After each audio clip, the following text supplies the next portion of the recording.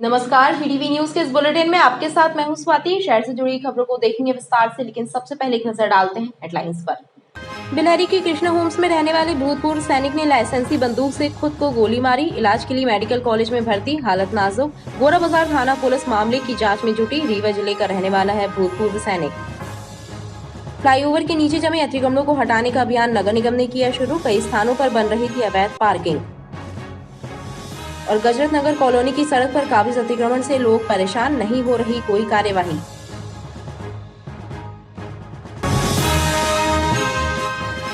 BTV news पर दिखाए जाने के बाद जागे नगर निगम प्रशासन ने फ्लाईओवर के नीचे जमे अतिक्रमणों को हटाने की मुहिम प्रारंभ कर दी है। अवैध रूप से फ्लाईओवर के नीचे पार्क किए जाने वाले वाहनों को भी हटाया जा रहा है। नगर निगम के अन्य क्रांति दल ने फ्लाईओवर के नीचे काबिज अतिक्रमणों को हटाने की कार्यवाही प्रारंभ कर दी है। दमोनाका से मदन महल तक बेजा कब्जों को हटाया जा रहा है। इसके साथ ही फ्लाईओवर के नीचे अवैध रूप से वाहन पार्किंग बना लेने वालों के खिलाफ भी कार्यवाही की जा रही है। चेतावनी देकर वाहन हटाए जा रहे हैं कि दोबारा वाहन खड़े मिले तो जब्त कर लिए जाएंगे।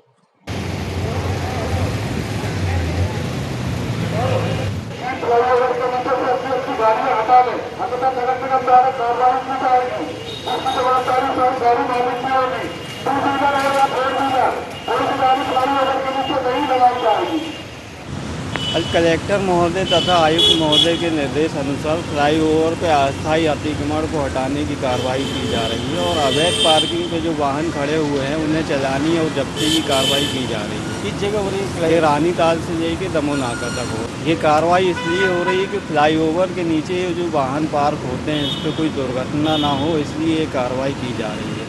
गौरतलब है कि बीटीवी न्यूज में यह खबर प्रमुखता के साथ प्रसारित की गई थी कि फ्लाईओवर के नीचे अतिक्रमण जमने लगे हैं और इनके कारण यातायात बाधित हो रहा है।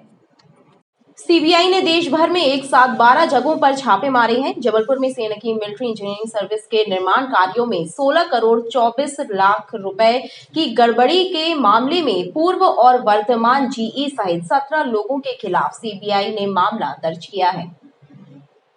इसके साथ ही गलत तरीके से भुगतान हासिल करने वाली फर्मों को भी आरोपी बनाया गया है। इस मामले को लेकर जबलपुर, जोधपुर, प्रयागराज और शिलांग में आरोपी अधिकारियों और ठेकेदारों के ठिकानों पर शुक्रवार सुबह से छापामार कार्रवाई की जा रही है। इस कार्रवाई में घोटाले से जुड़े दस्तावेज भी बरामद हुए हैं। कार्रवाई फिलहाल जारी है।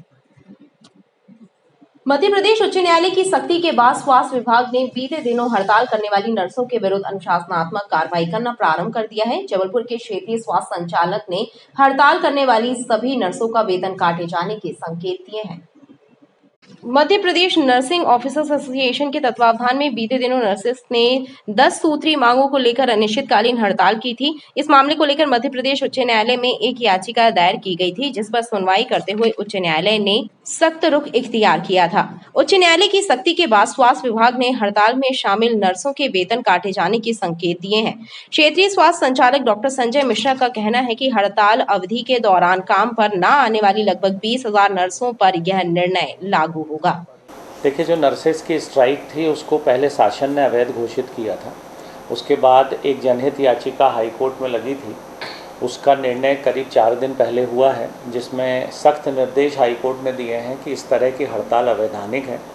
चूँकि ये मरीजों के जीवन से, लोगों के जीवन से जुड़ी हुई व्यवस्था है स्वास्थ्य विभाग, इसलिए इस तरह हड़ताल पर जाने से सामान्य जन को, मरीजों को, गंभीर मरीजों को बहुत परेशानी होती है। तो कोर्ट ने निर्णय दिया है कि अब ये हड़ताल तुरंत समाप्त हो। इसके अलावा भविष्य में कोई हड़ताल ना की जाए, बिना कोर्ट की परमिशन से हड़ताल ना की जाए। और ये भी निर्देश दिए हैं कि जो नर्सेज हड़ताल पर थीं उनको अवैतनिक किया जाए, उनकी सैलरी रोकी जाए। और भविष्य के लिए निर्देश दिए हैं कि अचानक इस तरह हड़ताल करने से सामान्य जन को कोई भी परेशानी नहीं होनी चाहिए। क्षेत्रीय स्वास्थ्य संचालक कार्यालय द्वारा इस संबंध में सभी सीएमएचओ और अस्पताल अधीक्षकों को इसके लिए पत्र भी जारी किया गया है। नगर निगम के सुहागी जोन कार्यालय के अंतर्गत आने वाले आधा दर्जन से ज्यादा वार्डों के पार्षद चौपट व्यवस्थाओं से परेशान हैं। पार्षदों ने जोन कार्यालय में आयोजित बैठक में अपर आयुक्त के सामने बताया कि वार्डों में सफाई, नाली, पानी, बिजली जैसी मूलभूत सुविधाओं का अभाव है। लोग परेशान हैं। नगर निगम के सुहागी जोन कार्यालय के अंतर्गत आने वाले सभी वार्डों में सफाई, बिजली, नाली, पानी की व्यवस्थाएं चौपट हैं। यह शिकायत वार्डों के पार्षदों ने नगर निगम के अपर आयुक्त मानवेंद्र सिंह से की है। पार्षदों का कहना है कि जनता परेशान है, लेकिन जिम्मेदार अधिकारी शिकायतें सुनने तक तैयार नहीं है। जल निकासी की व्यवस्था नहीं होने के कारण जल भराव हो रहा है। बारिश का मौसम आफत बनकर टूट रहा है, लेकिन जरूरी व्यवस्थाएं चौपट हैं। जोन क्रमांक 15 सुहागी में विकास कार्य को लेकर उप आयुक्त द्वारा बैठक रखी गई थी, तो इसमें तमाम स्वास्थ्य को लेकर, स्वच्छता को लेकर, पीडब्ल्यूडी को लेकर, प्रकाश व्यवस्था को लेकर अनेक विषयों पर चर्चा हुई है।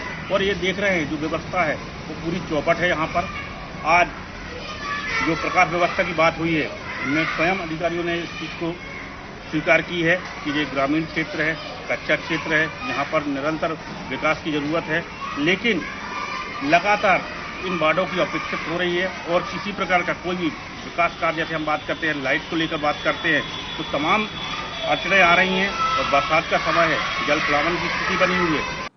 पार्षदों द्वारा जताए गए आक्रोश के बाद अपर आयुक्त ने पार्षदों को भरोसा दिलाया कि जल्द व्यवस्थाएं दुरुस्त कराई जाएंगी। कमिश्नर महोदय ने प्लान किया है कि हर जोन में जाके पार्षदों के साथ बैठ के जो वहाँ की समस्याएं हैं उनका आकलन करना, उनसे पूछना और उनके यथासंभव हल करने के प्रयास करना। इसके तहत आज जोन क्रमांक 15 में सभी पार्षद महोदय के साथ बैठक आई, जिसमें मुख्य समस्याएं पानी, स्वास्थ्य, सड़क, बिजली, पानी, गार्डन आदि की समस्याओं का नोट किया जाएगा और जो प्राथमिक तौर पर हल होने वाली होगी स्थानीय अमले को निर्देशित किया जाएगा, तुरंत करेंगे। और जो बड़ी समस्याएं होंगी जिनमें बड़े पैसे या अप्रूवल की जरूरत होगी उनको प्रस्ताव तैयार करा के सक्षम प्राधिकारी से अनुमति लेकर उन पर कार्य करने का प्रयास करेंगे। वहीं पार्षदों ने चेतावनी दी है कि यदि नागरिक सेवाओं को जल्द ठीक नहीं किया गया तो तीव्र आंदोलन कर जनता की आवाज को उठाया जाएगा। धनवंतरी नगर के पास गजरत नगर कॉलोनी से भूकंप कॉलोनी को जोड़ने वाली 20 फीट चौड़ी सड़क पर एक दबंग ने कब्जा कर मार्ग बंद कर दिया है, जिसके चलते पूरे क्षेत्र के लोग परेशान हैं। लोगों का कहना है कि कई बार शिकायत की गई, लेकिन कोई कार्यवाही नहीं हुई। धनवंतरी नगर के पास गजरत नगर कॉलोनी और भूकंप कॉलोनी को जोड़ने वाली एकमात्र 20 फीट चौड़ी सड़क पर हुए अतिक्रमण से पूरा इलाका परेशान है। एक व्यक्ति द्वारा सड़क पर कब्जा करके बगीचा लगा लिया गया है, जिसके चलते आवागमन बाधित हो रहा है। क्षेत्रीय लोगों का कहना है कि इस मामले की शिकायत कई बार कलेक्ट्रेट और नगर निगम में की गई, लेकिन अब तक कोई कार्यवाही नहीं हुई। बच्चे ट्यूशन जाना है, कोचिंग जाना है, स्कूल जाना है, इस तरफ को ये पूरा डेवलप है, तो यहाँ पे ये कब्जा किए हुए हैं ज़मीन पे। ये रोड भी ठीक नहीं है, मतलब कहीं से नहीं, बहुत समस्याएं हैं। ये 20 फीट की रोड है भैया, और ये एक झारिया जी हैं, इन्होंने कब्जा करके रखा हुआ है। और बल्कि और इतना वो है कि कटीली झाड़ियाँ लगा के रखी। यदि आप अभी वहाँ पे देखोगे ना, यदि चाहें कि कभी बच्चे को ट्यूशन छोड़ने जाएं या कोचिंग, या बच्चे साइकिल से स्कूल जा रहे हैं, तो बच्चे कई बार गिर चुके हैं, चोट लग चुकी है। मतलब ये प्रवृत्ति है कि कांटे लगा दिए हैं। कौन सी कॉलोनी है ये जो है ये गजरत नगर कॉलोनी है। हम गजरत नगर के निवासी हैं। 20 फीट की रोड है हमारी। ये झारिया जी ने 15 फीट में कब्जा करके रखे हैं पूरी रोड में। यहाँ से आने जाने में बहुत परेशानी जाती है हम लोगों को। एमपीबी के खंभे बीच में गड़ गए, जिससे रोड पूरी सक्रिय हो गई है। 5 साल हो गए इनको, कोई सुनने को तैयार ही नहीं है। कहाँ शिकायत दे चुके आप? नगर निगम में दिए, सीएम हेल्पलाइन लगाए, महापौर को दिए, सबको दे डाले, पर कोई कार्रवाई नहीं हो रही। 20 फीट की रोड में कम से कम 15 फीट में कब्जा करके रखे हुए हैं। चारों तरफ बाड़ी लगा के रखे हुए हैं, जिससे आने जाने वाले लोगों को बहुत समस्या हो रही है। और इवन कई बार तो ऐसा हुआ कि कई लोग घिरे हुए भी हैं, कई लोगों का मोबाइल तक गुम हो गया है। और बीच में एमपीबी का खंभा गाड़ दिए हैं, वो भी बिल्डर द्वारा रखवाया गया है ज़बरदस्ती में, जो कि बिल्कुल अवैध है। क्या मांग कर रहे हैं आप? मांग ये कर रहे हैं कि अतिक्रमण हटे, पूरी रोड बने हमारी यहाँ से, ताकि आवागमन में बिल्कुल दिक्कत ना हो। और ये बहुत लंबी रोड है, लाल बिल्डिंग से जाती है सीधे भूकंप कॉलोनी तक, कम से कम 2 किलोमीटर की रोड है ये। गजरत नगर कॉलोनी में रहने वालों का कहना है कि सड़क, नाली, पानी और स्ट्रीट लाइट्स की व्यवस्था नहीं है। पिछले 8 वर्षों से यहाँ रहने वाले परिवार परेशानियां झेल रही हैं। मध्य प्रदेश में आगामी कुछ माह में विधानसभा के चुनाव होने वाले हैं, लेकिन चुनाव की घोषणा के पहले निजी बस ऑपरेटर्स की चिंता बढ़ गई है। निजी बस ऑपरेटर्स की माने तो बीते विधानसभा और लोकसभा चुनावों के साथ ही नगरीय निकाय के चुनाव के दौरान प्रशासन द्वारा अधिग्रहित की गई बसों का बकाया भुगतान अब तक बस मालिकों को नहीं हुआ है। इतना ही नहीं, सरकारी कार्यक्रमों के लिए अधिग्रहित बसों का करोड़ों रुपए का भुगतान भी सरकार पर बाकी है। मध्य प्रदेश में आगामी कुछ माह में विधानसभा के चुनाव होंगे, लेकिन चुनाव की तिथियों की घोषणा के पहले ही निजी बस संचालक चिंतित हैं। निजी बस ऑपरेटर्स की माने तो चुनाव आते ही शासन प्रशासन उनकी बसों को अधिग्रहित कर लेता है, लेकिन बसों के किराए के भुगतान में वर्षों लग जाते हैं। निजी बस ऑपरेटर्स की माने तो उन्हें अब तक शासन प्रशासन से पिछले विधानसभा, लोकसभा और नगरीय निकाय चुनाव में अधिग्रहित बसों का बकाया भुगतान लेना बाकी है। इतना ही नहीं, सरकारी कार्यक्रमों के द्वारा अधिग्रहित की गई बसों के भुगतान का करोड़ों रुपया भी अब तक उन्हें नहीं मिला। चुनाव का अभी हमारा पिछले लोकसभा का विधानसभा का भी लगभग 50% बस मालिकों का पैसा बाकी है, और अभी जो लोकल चुनाव जिला पंचायत नगर निगम के हेतु उसमें तो अभी एक भी पैसा नहीं मिला है, जबकि सवा साल से ऊपर हो रहा है। पिछले विधानसभा चुनाव का पैसा भी कुछ बस मालिकों को जो मिला वो 80% मिला है, बाकी लोगों को 20% वो बाकी, 50% मालिकों को एक भी पैसा नहीं मिला। और फिर से चुनाव विधानसभा के आ गए हैं। साथ साथ सरकारी कार्यक्रमों के आयोजनों का लगभग 2 करोड़ सवा 2 करोड़ रुपये जबलपुर बस ऑपरेटरों का बाकी है। बार बार इस समय इस बात को लेकर प्रशासन से मिले हैं, उनसे निवेदन किया है कि हमारे जो बकाया पेमेंट है वो दे दें, क्योंकि चुनाव का पैसा जो बहुत देर से मिलता है और कई बार तो कई सालों का मिला भी नहीं है। फिर इस बार अभी कलेक्टर साहब से मीटिंग हुई थी, उनसे बोला भी है, तो उन्होंने आश्वासन दिया है कि हम बहुत जल्दी आपकी जो पेमेंट करा देंगे। तो चुनाव की पेमेंट के लिए हम बार बार निवेदन करने के बाद देखो कितना शासन उसे मदद करता है। हालांकि बस ऑपरेटर एसोसिएशन ने इस संबंध में हाल ही में कलेक्टर सौरभ कुमार सुमन से चर्चा की थी। कलेक्टर सौरभ कुमार सुमन ने बस ऑपरेटर्स को जल्द ही भुगतान करा देने का आश्वासन दिया है, लेकिन अब भी बस ऑपरेटर्स के मन में भुगतान को लेकर संशय बना हुआ है। यादव कॉलोनी क्षेत्र मातेश्वरी मंदिर को जाने वाले मुख्य मार्ग पर नाले की सफाई के लिए बनाया गया चैम्बर हादसों का कारण बन रहा है। दरअसल चैम्बर के ऊपर लगाई गई लोहे की जाली नीचे की ओर धसक गई है, जिससे लोगों को न सिर्फ आवाजाही में परेशानी उठानी पड़ रही है, बल्कि उन्हें हादसों का अंदेशा भी बना रहता है। यादव कॉलोनी मातेश्वरी मंदिर को जाने वाले मुख्य मार्ग पर सड़क के बीचों बीच बना नाली का चैम्बर हादसों का कारण बन रहा है। दरअसल चैम्बर को ढकने के लिए लगाई गई जाली नीचे की ओर धसक गई है, जिससे चैम्बर खतरनाक हो गया है। इस सड़क से आने जाने वाले लोगों को इस कारण परेशानी उठानी पड़ रही है। कई बार तो वाहन चालक हादसे का शिकार भी हो रहे हैं। यहाँ पर इस रोड पे ये मातेश्वरी मंदिर जो है अपना, उसका यादव कॉलोनी का, उसकी रोड है ये। और इसमें क्या कहते हैं, पहले एक ऊपर ऐसा लोहे की जाली जैसी रखी थी, तो रोड के बीच में ये चैम्बर बना हुआ है। अब इसकी ऊपर की जाली टूट गई है, और टूट गई है तो वो बहुत ही रिस्की हो गया है। कोई भी गाड़ी वाला, क्योंकि वो दिखता नहीं है, आसपास कुछ पत्थर रखे थे बीच में लोगों ने, तो वो भी किसी ने हटा दिए। अब कोई गाड़ी वाला अगर अचानक से आ रहा है, क्योंकि एक तिराहा जैसा है छोटा सा, कोई गाड़ी वाला आएगा अचानक से अगर टर्न होगा तो वो देख नहीं पाएगा, और उसकी गाड़ी जो है उसमें एक्सीडेंट होने का पूरा चांस रहेगा। और बच्चों की गाड़ियाँ भी निकलती हैं, बस स्कूल वैन निकलती हैं, बस निकलती हैं, तो ये कोई भी हादसे को जन्म दे सकता है। क्या मांग कर रहे हैं आप लोग? इस चैम्बर को अगर बीच में ज़रूरी ना हो तो हटा के इसमें सीधे सीधे इसको रोड बनाएं। इसको रोड का नाला बना हुआ था, उस पर उन्होंने कुछ वो रखा हुआ था पाइप, जो जाली हट गई हुई है। और हम चाह रहे हैं कि बीचों में ऑटो निकलते हैं, गड्ढे हैं, बच्चे निकलते हैं, गिरने के बहुत चांसेस हैं। जाली कुछ भी नहीं है। अभी आस पड़ोस के लोगों ने कुछ उस पर कपड़ा वपड़ा लगा के बनाया हुआ है। हम ये चाहते उसका जल्द से जल्द सुधार किया जाए। स्थानीय लोगों का कहना है कि उन्होंने जनप्रतिनिधियों और नगर निगम को चैम्बर खुला होने की जानकारी दी, लेकिन कोई कार्यवाही नहीं हुई, लिहाजा लोगों को मुसीबतें उठाने मजबूर होना पड़ रहा है। बरगी बांध के 5 जल द्वारों से शुक्रवार को भी पानी की निकासी का क्रम जारी है। ऐसे में मां नर्मदा के तटों और निचले इलाकों में जल स्तर बढ़ा हुआ है। मां नर्मदा तट, ग्वारी घाट और आसपास के सभी घाटों में जल स्तर में बढ़ोतरी हुई है। स्थानीय लोगों की माने तो जल स्तर बढ़ने के बावजूद यहाँ दर्शनार्थियों और श्रद्धालुओं की सुरक्षा के पुख्ता इंतजाम नहीं किए गए हैं। बरगी बांध के जलद्वारों से लगातार पानी की निकासी जारी है। बांध से पानी छोड़े जाने का असर नर्मदा घाटों और निचले तटीय इलाकों पर साफ देखा जा रहा है। मां नर्मदा तट ग्वारी घाट सहित सभी नर्मदा घाटों में जलस्तर में 5 से 7 फुट तक की बढ़ोतरी हुई है। ऐसे में घाटों के आसपास के मंदिर भी नर्मदा में डूब गए हैं। बांध से पानी छोड़े जाने को लेकर प्रशासन द्वारा नर्मदा घाटों पर दर्शनार्थियों की सुरक्षा के पुख्ता इंतजाम होने के दावे भले ही किए गए हों, लेकिन मैदानी हकीकत इससे अलग है। स्थानीय लोगों और स्थानीय व्यापारियों की माने तो नर्मदा तटों पर सुरक्षा के इंतजाम नदारद हैं, जिससे हादसे होने की संभावनाएं बढ़ गई हैं। लगातार बारिश के कारण नर्मदा जी का जलस्तर बढ़ा हुआ है। बरगी बांध के पिछले परसों 5 जलद्वार खोले गए हैं, जिससे मां नर्मदा का जलस्तर लगभग 4 से 5 फुट 60 फुट तक बढ़ चुका है। आए दिन बारिश होने से ऊपरी जल जो है एक्स्ट्रा वो बगैर बांध के भी बढ़ जाता है, अचानक बढ़ जाता है। उस कारण प्रशासन को यहाँ जो सुरक्षा व्यवस्था करनी चाहिए वो पूर्ण रूप से नदारद है। ना यहाँ होमगार्ड के जवान मिलेंगे, ना आपको कोई पुलिसकर्मी मिलेगा रोकते टोकते, ना कोई प्रशासनिक अधिकारी मिलेगा। यहाँ पर आए दिन अपन सुनते हैं कि चाहे यहाँ दुर्घटनाएं बारिश में होती रहती हैं, हादसे होते हैं, इसमें लोगों की जान जाती है। उसके बावजूद प्रशासन की जो निष्क्रियता इतने बड़े पवित्र क्षेत्र गौरी घाट में बनी हुई है, वो एक चिंता का विषय है।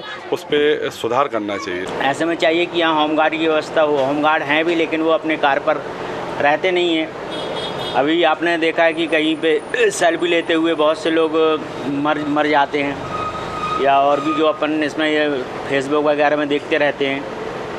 तो ऐसी कोई व्यवस्था यहाँ है नहीं है। होमगार्ड किसी को रोके टोके ऐसी कोई व्यवस्था यहाँ पर है नहीं। लोग पानी में भी जा रहे हैं। पानी में भी जाते हैं। कितना बड़ा होगा अभी तक पानी? 5-6 फुट। हाँ, करीब 5-6 फुट पानी बढ़ा हुआ है। बरगी बांध प्रशासन बरगी बांध के 5 जलद्वारों से 530 क्यूमेक पानी प्रति सेकंड छोड़ रहा है। शुक्रवार की सुबह बांध का जलस्तर 418.50 मीटर दर्ज किया गया था। बांध में 776 क्यूमेक पानी की आवक हो रही है और लगभग इतने ही पानी की निकासी भी की जा रही है। हालांकि बांध के कैचमेंट एरिया में बारिश थमी हुई है। जैन संत की हत्या को लेकर अन्य धर्मों के लोग भी आक्रोशित हैं। भारतीय चेतना पार्टी और भगवती मानव कल्याण संगठन के सदस्यों ने राष्ट्रपति के नाम लिखा पत्र जिला प्रशासन को सौंपा है, जिसमें हत्यारों को फांसी की सजा देने की मांग की गई है। भारतीय चेतना पार्टी और भगवती मानव कल्याण संगठन के सदस्यों ने देश की राष्ट्रपति द्रौपदी मुर्मू के नाम लिखा पत्र जिला प्रशासन को सौंपा है, जिसमें मांग की गई है कि जैन संत की हत्या करने वालों को सख्त से सख्त सजा दी जाए, ताकि दोबारा ऐसी घटना न हो। साधु संतों पर हो रहे हमले सभी समाज के लोगों के लिए चिंता का विषय है। महोदय जी आपसे अपेक्षा लेके आया है इनके नाम पर ज्ञापन, संदेशा पहुँचते ही इन पे सख्त से सख्त कार्रवाई।